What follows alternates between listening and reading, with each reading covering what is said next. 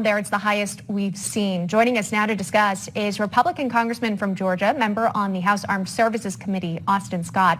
Congressman Scott, thanks so much for coming on today. We know the economy plays such a role on voters' minds as they head to the polls. I know Georgia not hosting the primary this week, but how much of an impact do you think the economy and where it currently stands, and maybe even gas prices, play on how voters cast their ballots?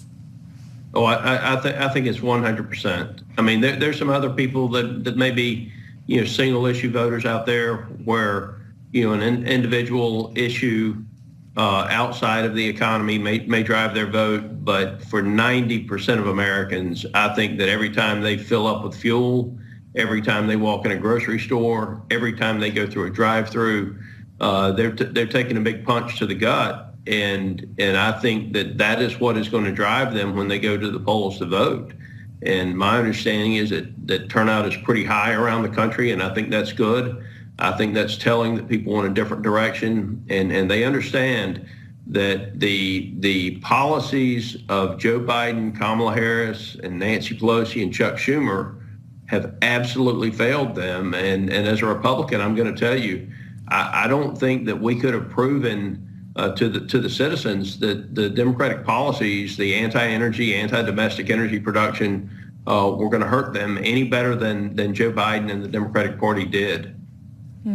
We've heard from President Biden that he blames, at least in part, Vladimir Putin for the gas prices we've seen. He's blamed the pandemic as well. And even so far as the Republican Party, I think that was last week, sort of the ultra MAGA wing of the party, in which he was placing some of the blame that we're seeing for these higher prices. What do you make of that, Congressman? And then really what can be done from the White House to show Americans some relief?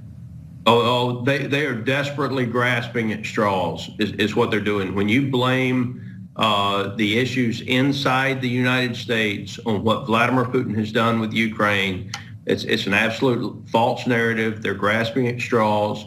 We are going to see things globally, potential world food shortage because of what Vladimir Putin's doing.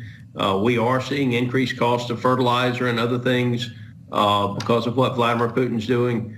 But to say that the current price of gasoline is Vladimir Putin's fault when Joe Biden is the one that canceled the Keystone pipeline and at the same time approved Vladimir Putin's pipeline, I mean, come on. I mean, let's just be honest about what President Biden did to the American citizens when he canceled Keystone and what he did to the world when he approved, Vladimir Putin's pipeline. So Joe Biden did this. I'm not saying that the war in Ukraine is not going to have an impact on America, but Joe Biden did this.